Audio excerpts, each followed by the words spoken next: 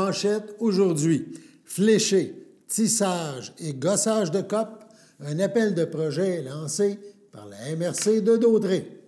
Bonjour et bienvenue à votre bulletin d'information diffusé sur les ondes de CTRB, votre télévision locale et régionale, en ce 29 janvier. Alain Belle-Humeur au pupitre, et on vous rappelle que ce bulletin est diffusé en direct du studio Gilles Tessier. Le 21 janvier dernier, le service de la culture et des communications de la MRC, de la municipalité régionale de Comté, la MRC de Daudraye, a lancé un appel à projet visant l'avancement des 3 savoir-faire traditionnels du territoire. On parle du fléché, du tissage et du gossage de cope. La date limite de dépôt des projets est fixée au 28 février 2025. Les individus et organismes du territoire s'engageant à valoriser les savoir-faire d'ici ont contribué à la préservation de ces traditions par la MRC et ses élus. Dans un souci de reconnaissance et de soutien à ces actions, ces derniers ont décidé, encore cette année, d'allouer une nouvelle enveloppe budgétaire destinée à favoriser la concrétisation de projets en ce sens. Toute municipalité, association ou personne intéressée souhaitant en apprendre davantage sur les objectifs de l'appel et ses critères d'admissibilité peut, selon vous êtes un ou plusieurs, visiter le lien suivant et accéder au formulaire sur le site de Culture et patrimoine de la MRC de Daudraye. Une fois remplis, les formulaires doivent être acheminés à l'adresse électronique du département. Une aide financière pouvant aller jusqu'à 3 000 $ peut être allouée pour chaque demandeur éligible qui soumet un ou plusieurs projets. Si vous désirez plus d'informations pour cet appel de projet de culture et patrimoine de la MRC de Daudraye, on vous invite à composer le 450-836-7007, le poste 2528. Le service des enquêtes sur les crimes économiques de la Sûreté du Québec a procédé aujourd'hui à l'arrestation de 16 individus, majoritairement dans la grande région de Montréal, en lien avec un projet d'enquête visant la fraude de faux représentants. L'enquête a permis d'élucider plus de 250 dossiers opérationnels pour un montant de fraude s'élevant à plus de 1 million de $. Parmi les 214 victimes recensées, la moyenne d'âge est de 79 ans, soulignant ainsi la vulnérabilité des personnes âgées face à ce type de fraude. Cette opération, qui mobilise plus de 90 ressources policières et civiles, a été amorcée en décembre 2022 et vise à démanteler un réseau criminel qui opérait la fraude faux représentants. Parmi les 16 personnes arrêtées, 6 comparaîtront aujourd'hui au palais de justice de Trois-Rivières et de Laval. Les autres sont libérés avec des conditions de remise en liberté et devront comparaître ultérieurement. Rappelons que les suspects utilisent des logiciels d'hébergement d'appel pour modifier les informations affichées sur l'écran en se faisant passer pour des institutions connues ou même des policiers afin de tromper leurs victimes et ainsi leur soutirer de l'argent. Les fraudes téléphoniques sont structurées. Personne n'est à l'abri. Alors, on vous invite à rester vigilant. N'agissez pas dans l'immédiat. Si vous n'attendez pas d'appel, prenez le temps de vérifier l'identité de votre interlocuteur, par exemple en accrochant et en rappelant le numéro officiel de l'institution. Toute information sur des actes criminels ou des événements suspects peut être communiquée à la centrale de l'information criminelle de la Sûreté du Québec au 1-800-659-4264. 1-800-659-4264. Dans un tout autre domaine, la Commission de toponymie invite les Québécoises et les Québécois à voter pour leur nom de lieu favori parmi les 12 toponymes coup de cœur 2025. La population a jusqu'au 4 février pour se prononcer. Les 12 noms de lieux qui se sont distingués ont été sélectionnés parmi ceux officialisés au cours de l'année 2024. Ils désignent des lieux situés dans 8 régions du Québec.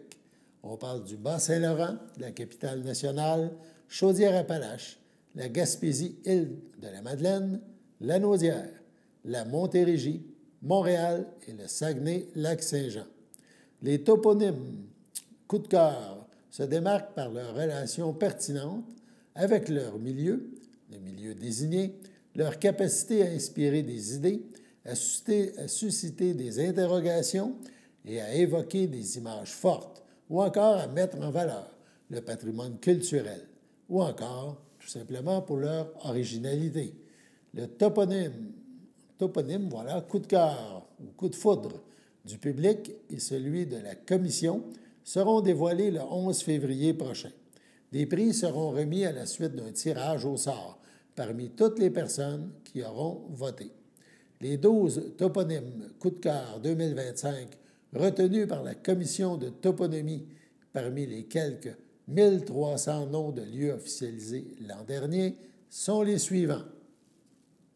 Saint-André de Kamouraska, dans le Bas-Saint-Laurent, Notre-Dame-du-Portage, dans le Bas-Saint-Laurent, Saint-Antonin, Bas-Saint-Laurent, Bonaventure, Gaspésie, Île-de-la-Madeleine, Mont-Valin, Saguenay-Lac-Saint-Jean, Lévis, Chaudière-Appalaches, Sainte-Marie, Chaudière-Appalaches, Montréal, à Montréal, bien sûr, aussi on en a 2, Léry, en Montérégie, les Éboulements, la capitale nationale, Joliette, dans la Naudière. Dans la Naudière, c'est la rue de la Moulange qui se trouve à Joliette qui a été retenue. Le terme Moulange est un québécime, voilà, qui désigne une machine servant à moudre le grain pour en faire de la farine ou de la mouler. Le nom de la voie de communication fait référence à la Moulange Vaisseau, inventée et perfectionnée par Samuel Vaisseau à Joliette en 1852, dans les années 52. Donc, au début entre 52 et 1933 là, par rapport à l'inventeur. Il y a des membres de sa famille, des industriels, des inventeurs, dont les travaux sur la technologie agricole ont aussi marqué l'histoire de Joliette. Pour une 6e année, la commission de toponymie invite donc la population à choisir son toponyme coup de foudre. Vous pouvez aller voter sur le site de la commission. Ceux et celles qui voteront courront la chance de remporter l'une des 3 cartes de cadeaux échangeables dans une librairie. Les noms des personnes gagnantes du tirage au sort seront annoncés lors du dévoilement du toponyme coup de cœur ou coup de foudre du public et du toponyme coup de foudre, voilà, de la commission de toponymie. Ça se déroulera le 11 février prochain. Le Réseau des aidants naturels propose de nouvelles capsules. Le Réseau des aidants naturels, donc d'Audrey. Ces capsules, évidemment, s'adressent et touchent les proches aidants. Cette fois-ci, donc, on retrouve une famille, Bertrand, son épouse et ses filles. On regarde une partie de cette capsule. La suite suivra dans un prochain bulletin.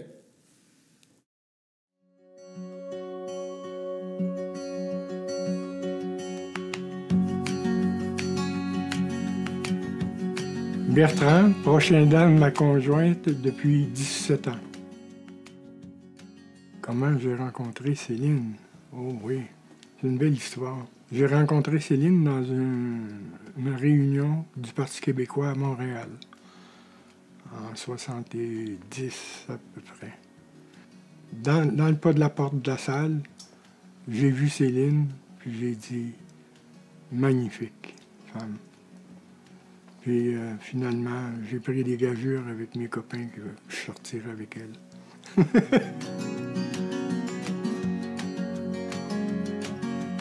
Céline, elle a eu un diagnostic d'ataxie. L'ataxie, c'est une maladie dégénérative. Bon, sur plusieurs années, dépendant de la vitesse de progression de la maladie, là.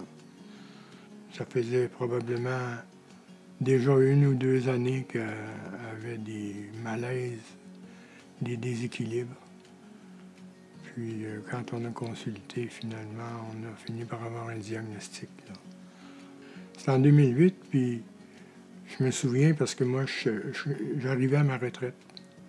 On a eu le diagnostic au mois de janvier, puis j'entrais à ma retraite au mois de mai 2008. Alors, ça a changé les projets un petit peu. Oui, le plus grand défi, je pense qu'on l'a relevé ensemble aussi la plupart du temps, c'est de un peu prévenir avec l'ergot du CLSC ce qui s'en vient, puis d'adapter toutes les adaptations qu'il y a eu de camionnettes pour transporter le quadriporteur. Alors, ça a été l'adaptation de la camionnette, après ça, l'adaptation d'ici, de la maison, pour pouvoir fonctionner correctement avec un déambulateur pour commencer. Puis après ça, la chaise roulante. Puis après ça, les transferts qui se faisaient plus de la même façon. Alors, tout ça, c'est de l'adaptation, tranquillement.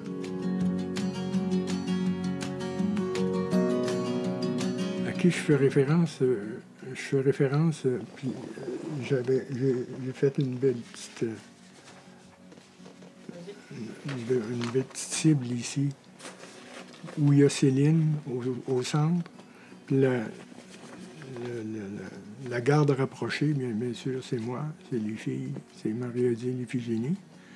Puis dans le deuxième cercle, il y a le CLSC, il y a ADA, il y a, on a une personne, chèque emploi-service, c'est la famille aussi, occasionnellement.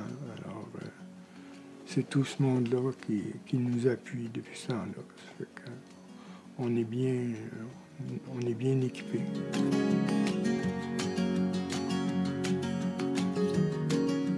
Oui, c'est sûrement, il y a sûrement un défi là, d'être le conjoint.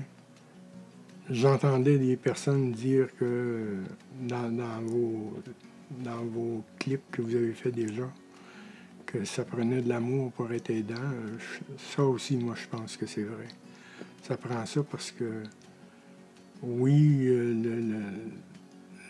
le jour à jour de notre vie, ça amène des frictions aussi, pas rien que des bonheurs, là. Moi, je pensais que j'étais impatient, là. J'étais un impatient, mais j'ai gagné beaucoup en patience depuis que je fais ça. Je me rends compte que ça ne donne rien de prendre ça trop dur. Il faut prendre ça à mesure. Autrement, je trouve que c'est une belle affaire qu'on soit encore ensemble ici, dans notre maison. C'est magnifique, c'est salutaire qu'on ait de la place. Ça m'a donné l'espace nécessaire pour m'isoler aussi quand j'ai besoin.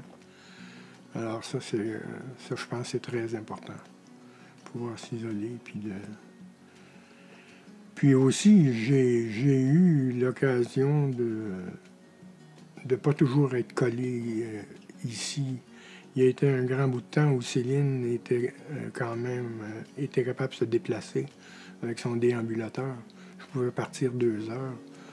Alors ça, ce que je peux plus faire aujourd'hui. Céline, elle a besoin d'une personne à plein temps ici pour s'occuper d'elle. Alors, le champ a rétréci un peu.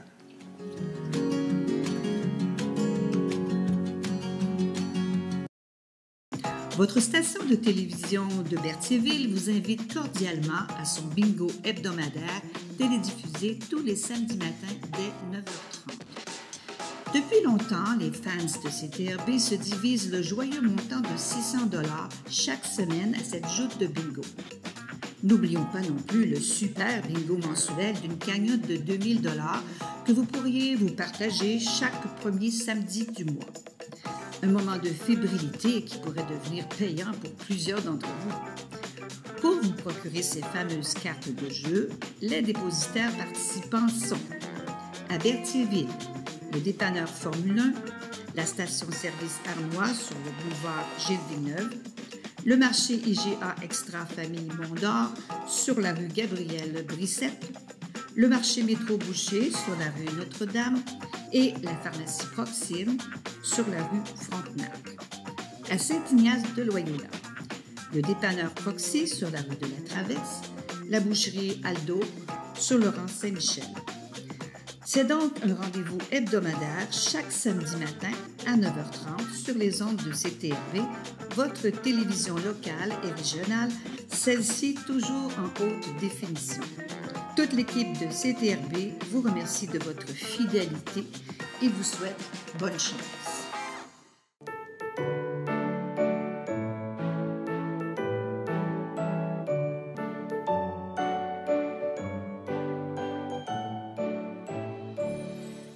Aujourd'hui, en ce 29 janvier, une page blanche dans le grand livre des anniversaires de CTRB. Peut-être, cependant, est-ce votre anniversaire à vous, à la maison, chères téléspectatrices, chers téléspectateurs? Si c'est le cas, eh bien, toute l'équipe de CTRB se joint à moi et vous souhaite bonne fête. On va vous présenter demain la suite du reportage sur le défi 28 jours sans alcool.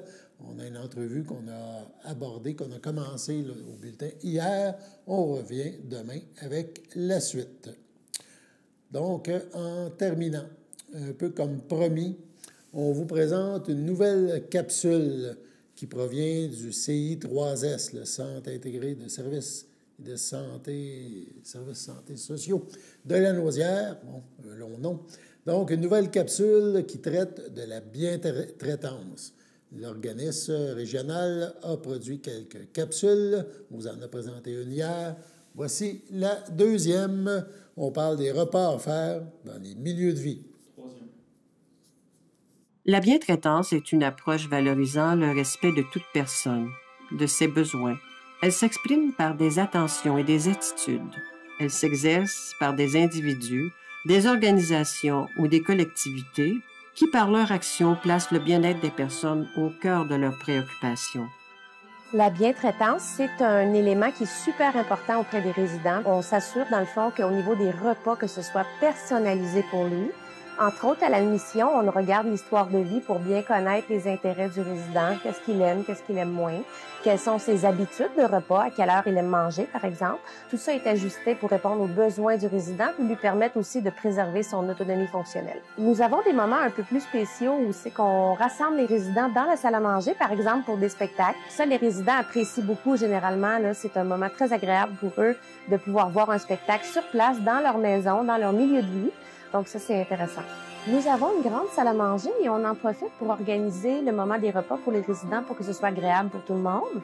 C'est super important parce qu'on sait que nos aînés en hébergement, parfois, ils ont moins de visites. Donc, leur permettre de socialiser au moment des repas, c'est très important pour nous. Un mot-clé aussi important, c'est le plaisir. Manger, c'est un plaisir de la vie vraiment primordial pour tous. Et nos résidents apprécient de manger de la bonne nourriture qu'ils choisissent et qu'ils aiment. Là. Moi, la première chose du départ, c'est vraiment qu'ils se sentent bien accueillis. Quand ils arrivent, c'est agréable. Bon matin, bonjour, vous avez bien dormi. C'est un visage qui est là régulièrement, puis c'est comme le petit point de « Ah, t'es là aujourd'hui! » Ils me reconnaissent, puis ça les rassure, puis j'ai besoin de les rassurer, c'est important. Ça change la dynamique, ça va changer leur repas, leur dîner, leur humeur pour toute la journée. Ils sont tellement sensibles, tellement... Il y a encore beaucoup à nous donner. Puis je le vois dans leurs yeux, puis moi, là, c'est plus qu'une paye. C'est grandiose.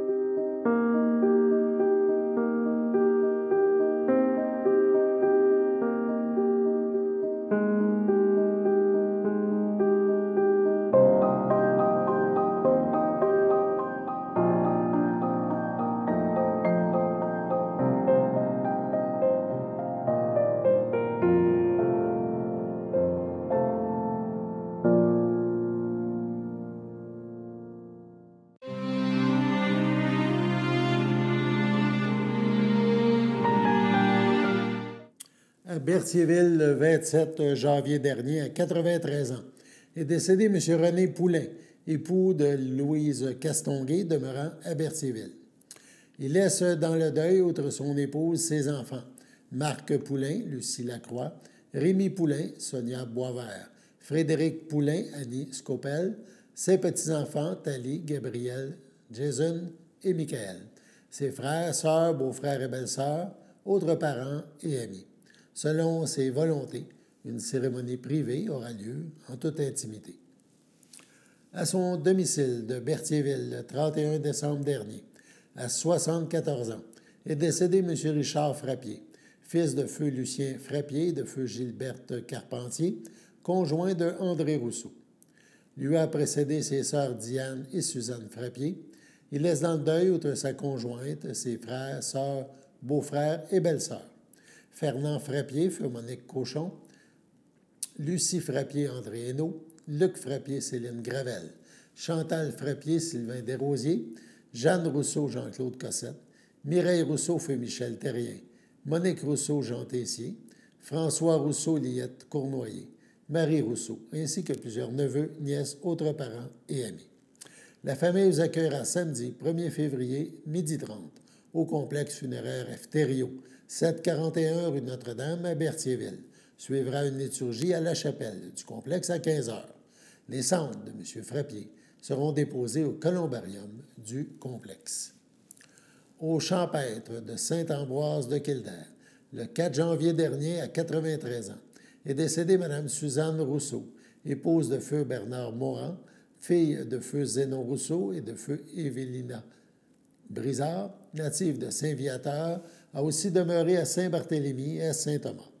L'ayant précédé sa fille Lise Morand et son fils Pierre Morand, elle laisse dans le deuil son fils Serge, Julie Levasseur, ses petits-enfants, Angéline, Timothée, Félix, sa sœur, sa belle-sœur et son beau-frère, feu Gaston Rousseau, Laure Cournoyer, Clairette Rousseau, feu Jean Guillaume, Bruno Morand, feu Jeanne Lavergne, sans oublier ceux et celles qui l'ont précédé, ses frères, sœurs, beaux-frères et belles-sœurs. Feu Gilberte Rousseau, feu Louis-Joseph Rochette, feu Rosaire Rousseau, feu Berthalis d'Estrande, feu Cécile Rousseau, feu Léopold Saint-Yves, feu Roland Rousseau, feu Aline Bocage, feu Gérard Rousseau, feu Mariette Meunier, feu Jean-Paul Rousseau, feu Isabelle Bocage, feu Bernard Rousseau, feu Olivine Whitton, feu sœur Lucille Rousseau, feu Claire Morand, feu Marcel Bérard, feu Françoise Morand, feu Jean-Paul Dénommé, feu Thérèse Morand, feu Corrade Bérard, feu Michel Morand, feu André Morand, ainsi que plusieurs neveux, nièces, autres parents et amis. La famille tient à remercier chaleureusement Mme Nicole Rochette, Mme Clairette Rousseau, ainsi que Mme Nathalie Soulière, qui ont su s'occuper et prendre soin de Suzanne durant ces derniers moments de vie. La famille vous accueillera dimanche 2 février 11h au complexe funéraire Thériault, rue Notre-Dame à Berthierville. Suivra une liturgie à la chapelle du complexe à 14h30. M. Gilles Tessier est décédé le 21 janvier dernier à 90 ans. Il est né le 30 septembre 1934 du mariage de J-René Tessier, homme d'affaires de Berthierville, à Lucette Gravel, artiste peintre de Montréal. Il a épousé Claudette Arsenault, fille d'Arthur Arsenault, et de Germaine Arnois de Ville-Saint-Gabriel le 30 avril 1967. Père de 2 enfants, Jean-François, époux de Anne Marcoux, et Dominique, conjoint de Esteban Tibabuzzo, grand-père de Jérémie, Mathéo et de Rémi, conjoint de Mishka Filiatro, arrière-grand-père de Mathilde et Maxime, filles de Rémi et Mishka. Il a aussi eu de nombreux amis qui occupaient bien sûr une très grande place dans sa vie, amis qui l'ont soutenu et qui ont aussi profité de la vie avec lui. Vous pouvez compenser l'envoi de fleurs en effectuant un don à la Fondation des maladies du cœur et de l'AVC. Des formulaires seront disponibles à l'Église. La famille, ses amis, ses proches sont invités à l'Église Sainte-Geneviève de Berthier à Berthierville, samedi le 8 février, 13h30, où les cendres de M. Tessier seront exposées. Suivra une messe lui rendant hommage à 14h30. Au CHC Le Château à Berthierville le 14 janvier dernier à l'âge de 75 ans. Est décédée Mme Nicole Guévremont, épouse de feu Denis Goulet, demeurant à Berthierville. Elle laisse dans le deuil sa fille, Marjorie Goulet, Jean-Roch Lacroix, sa petite-fille et son petit-fils, Laurence et Édouard Lacroix, sa sœur, ses beaux-frères et belles-sœurs, Jasmine Guévremont, Gaétan Goulet, Lucille Ladouceur, Claude Goulet, Monique Laflamme, Gilles Goulet, Ginette Sagala, ainsi que plusieurs neveux, nièces, autres parents et amis. La famille vous accueillera samedi 8 février 11h30 au complexe funéraire Thériault, rue Notre-Dame à Berthierville. Suivra une liturgie à la chapelle du complexe à 14h30. Mme Nicole Guévremont sera inhumée au cimetière de Saint-Ignace de Loyola à une date ultérieure. Au CHDL de Saint-Charles-Borromée, le 19 janvier dernier, à 90 ans, est décédée Mme Huguette Bombardier, épouse de feu Clément Boutin, demeurant à Berthierville. L'ayant précédé Monique, Paulette, Georgette et France Bombardier, elle laisse dans le deuil ses enfants, Ginette Boutin, Raymond Baudouin, Richard Boutin, feu Francine Groux, Marie-France Boutin, Michel Gaboury, Alain Boutin, Martine Lemay, Patrick Boutin, Sylvie Saint-Martin, ses petits-enfants, Sébastien Rousseau, Marie-Ève Rousseau, Dave Gaboury, Yann Gaboury, Yannick Boutin, Pascal Boutin, Kim Boutin, Chloé Boutin, Jérémy Boutin et Audriana Boutin. Ses 8 arrière-petits-enfants, ses sœurs, beaux-frères et belles-sœurs. Sa sœur, pardon, ses beaux-frères et belles-sœurs. Réjeanne Bombardier, O'Neill Lisotte, Solange Boutin, Raymond Gosselin, Suzanne Boutin, Roger Turgeon, voilà, Nicole Boutin, feu Gilles Blais, Rénald Boutin, Yolande Godbout, feu Michel Boutin, ainsi que plusieurs neveux, nièces, autres parents et amis. La famille vous accueillera samedi 15 février 11h au centre funéraire Thériault, rue Notre-Dame à Berthierville. Suivra une liturgie à 15h à la chapelle du complexe. Les cendres de Mme Bombardier seront déposées au columbarium Thériault à Berthierville. Sur ce, passons à la météo.